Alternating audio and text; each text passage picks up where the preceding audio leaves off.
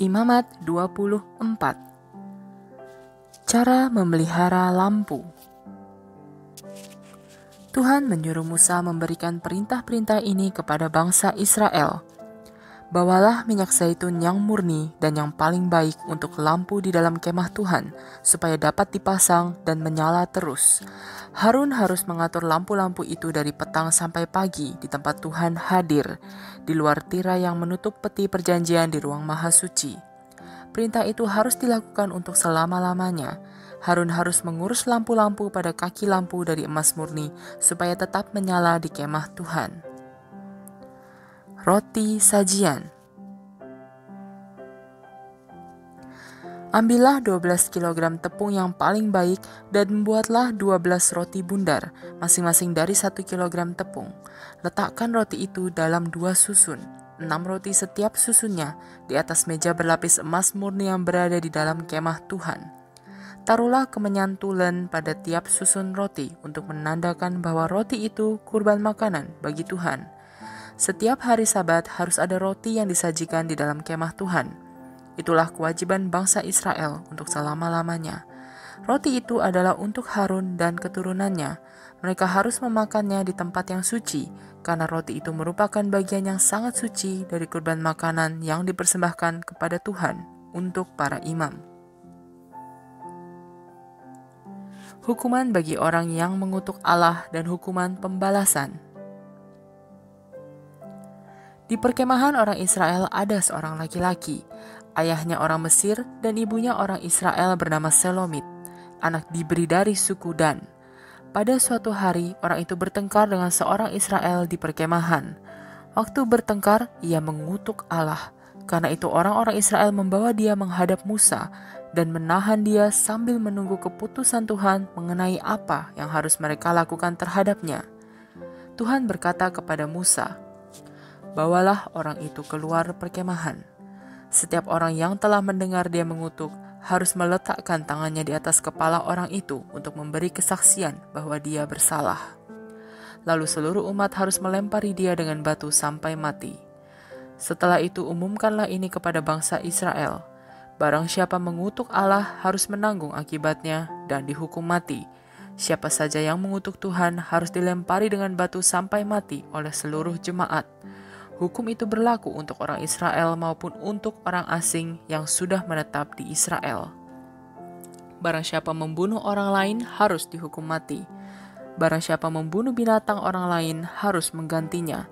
Dasarnya ialah nyawa ganti nyawa. Apabila seseorang membuat orang lain cedera, apa saja yang telah dilakukannya harus dilakukan juga terhadap dia. Kalau ia mematahkan tulang, maka tulangnya pun harus dipatahkan. Kalau ia membuat mata orang lain buta sebelah, maka matanya pun harus dibutakan sebelah.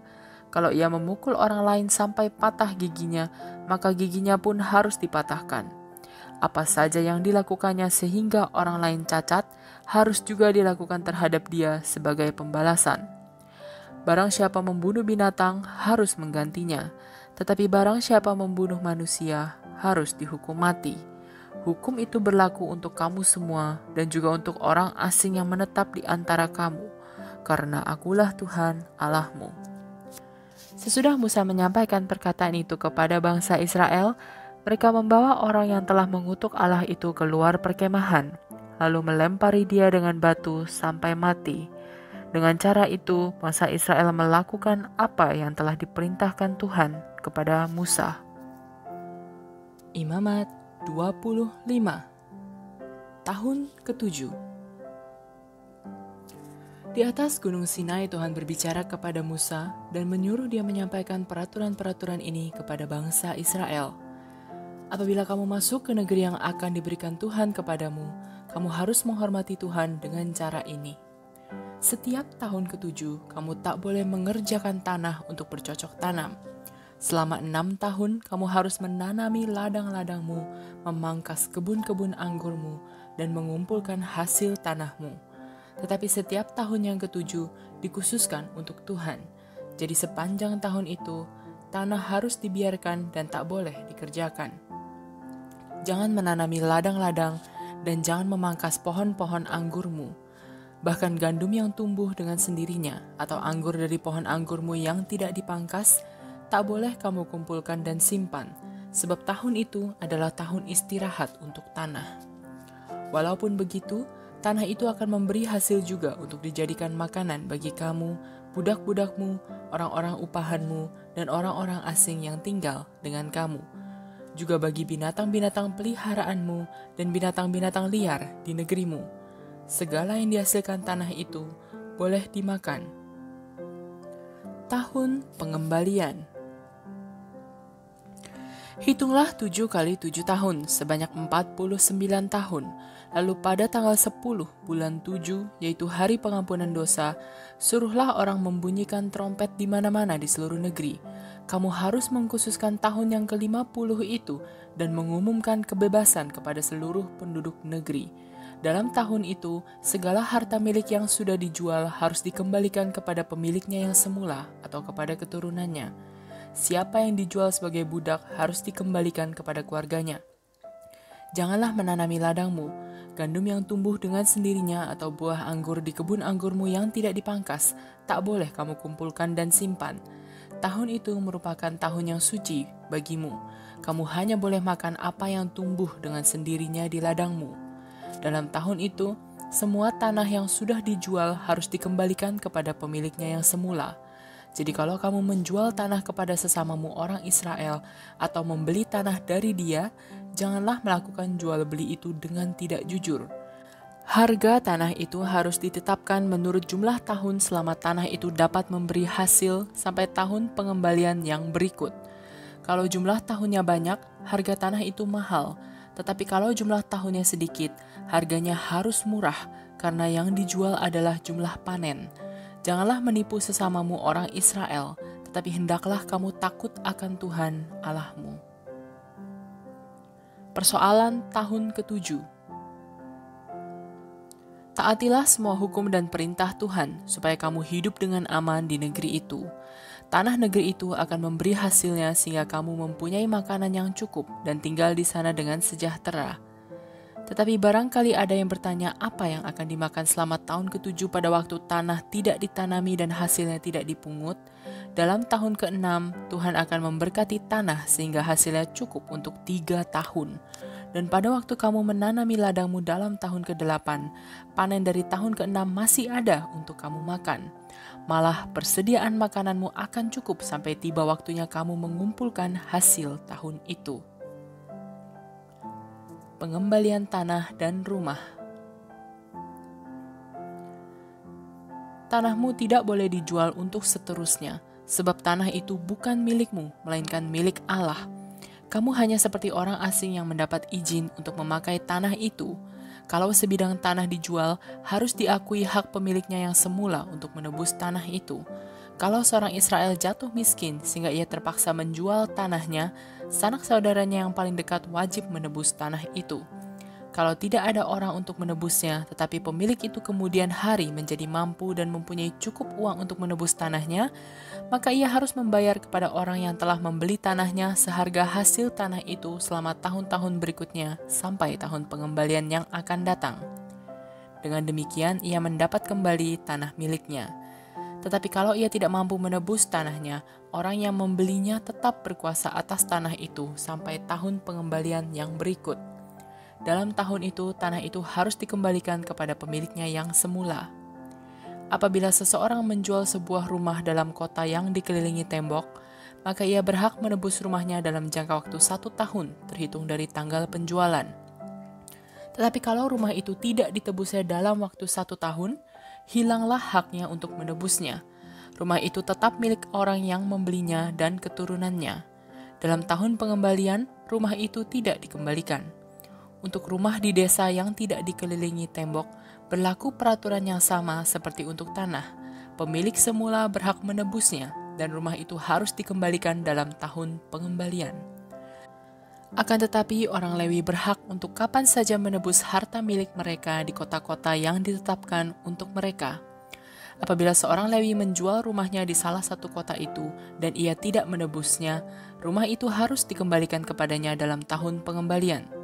sebab rumah orang Lewi di kota-kota mereka adalah milik mereka yang tetap di antara bangsa Israel. Tetapi padang rumput di sekitar kota-kota suku Lewi tak boleh dijual. Itu adalah kepunyaan orang Lewi untuk selama-lamanya. Pinjaman kepada orang miskin. Apabila orang sebangsamu yang tinggal di antara kamu jatuh miskin dan tak dapat membiayai hidupnya, kamu harus menyokong dia seperti seorang asing atau pendatang, supaya ia dapat hidup terus di antara kamu. Janganlah menuntut bunga dari apa yang kamu pinjamkan kepadanya, tetapi hendaklah kamu takut kepada Allahmu dan biarkan orang itu hidup di antara kamu. Jangan juga mengambil untung dari makanan yang kamu jual kepadanya. Itulah perintah Tuhan Allahmu yang telah membawa kamu keluar dari Mesir untuk memberikan negeri Kanaan kepadamu, supaya ia menjadi Allahmu. Pembebasan budak belian. Apabila orang sebangsamu yang tinggal di antara kamu jatuh miskin sehingga ia menjual dirinya sebagai budak kepadamu, orang itu tak boleh kamu suruh melakukan pekerjaan seorang budak.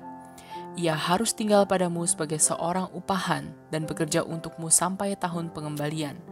Pada waktu itu, dia dan anak-anaknya boleh meninggalkan rumahmu dan kembali kepada keluarganya dan ke tanah nenek moyangnya. Orang Israel adalah hamba-hamba Tuhan.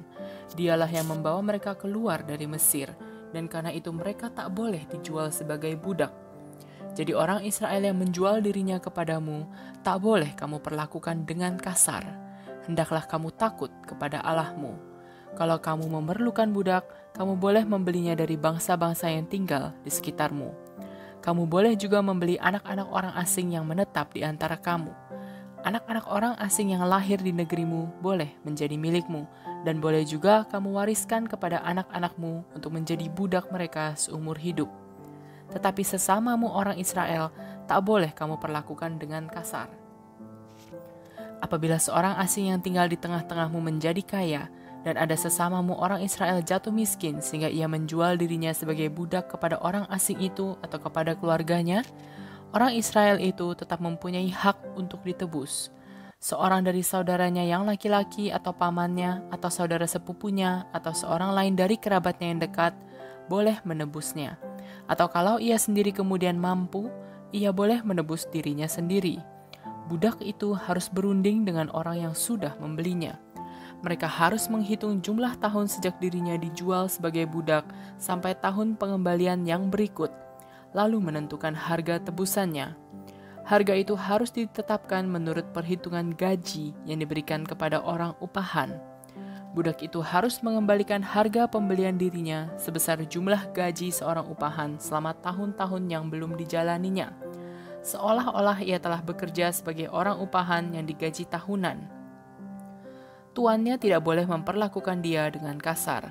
Kalau ia tidak dapat ditebus dengan salah satu cara itu, ia dan anak-anaknya harus dibebaskan dalam tahun pengembalian yang berikut. Seorang Israel tak boleh menjadi budak seumur hidup karena bangsa Israel adalah hamba-hamba Tuhan. Tuhanlah yang membawa mereka keluar dari Mesir.